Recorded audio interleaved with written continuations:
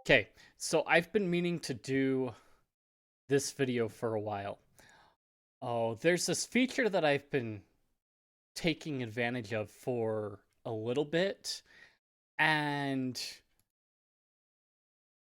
I didn't realize how powerful it actually was. Wow, that tab did not work out.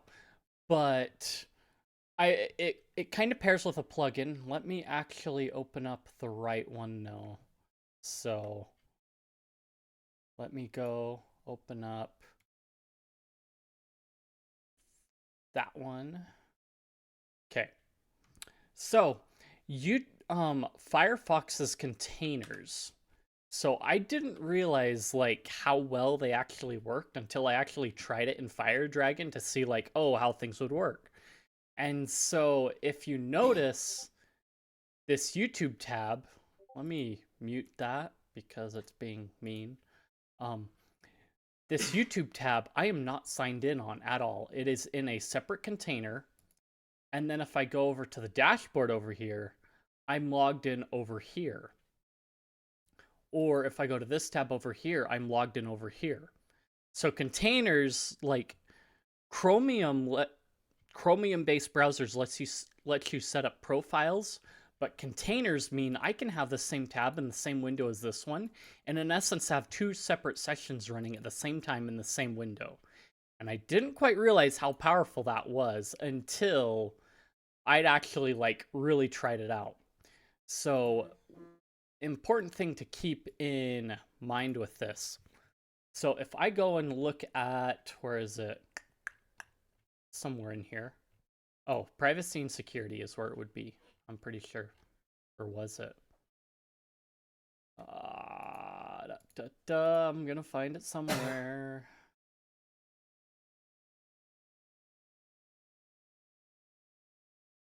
Um, manage exceptions, home, general. Okay, let me find it. Okay, so completely brushed over it. So I do have like simple tab groups, enabled, but that'll come in later. So if I hit the settings, I've only got like 5 of them. These first 4 are a default one, and I haven't used too many of them. But if I open up this one, you can see that I can customize the color, the icon, and that's about it. Other than that, it's basically like its own separate cookie jar. So like everything that's opened in that container stays in there.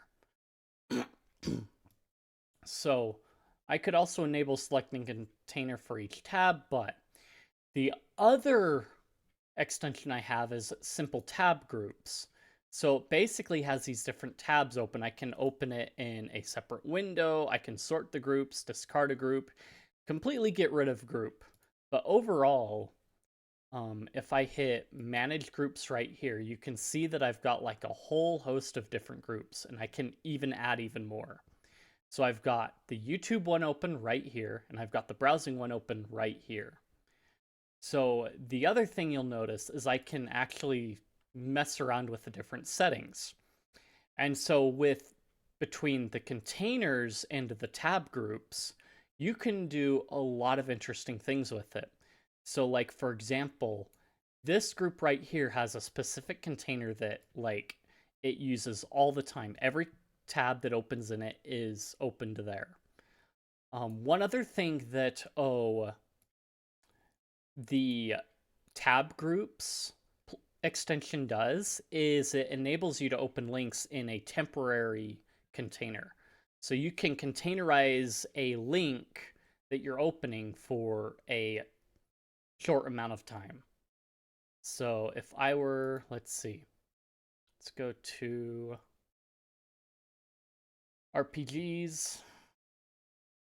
So I can go here and then open link and group in temporary container.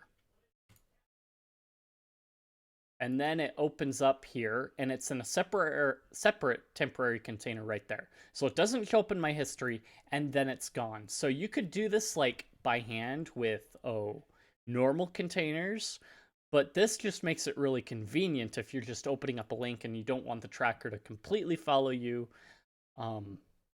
Yeah.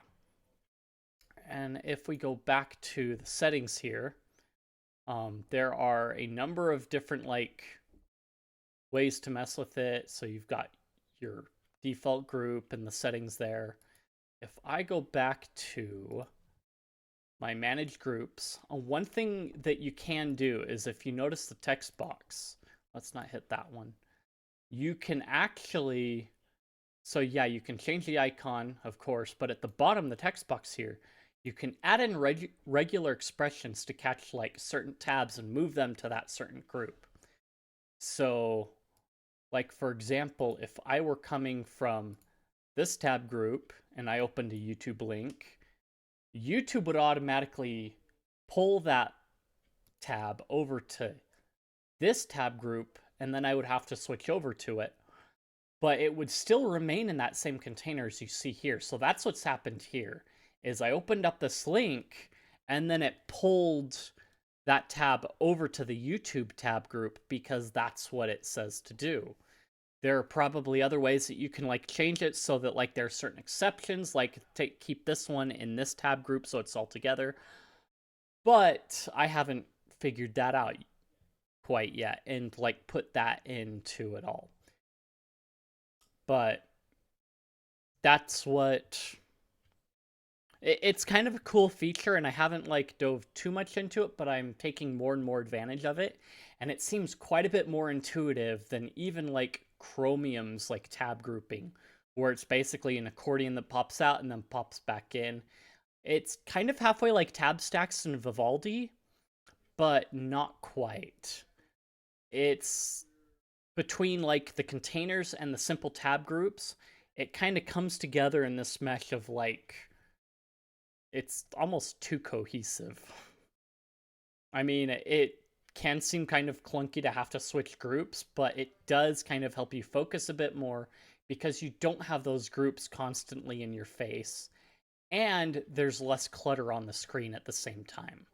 So if you're using like Firefox or like firedragon or things like that, then yeah, I would highly recommend this extension and taking advantage of those containers, because it's really cool how that works out.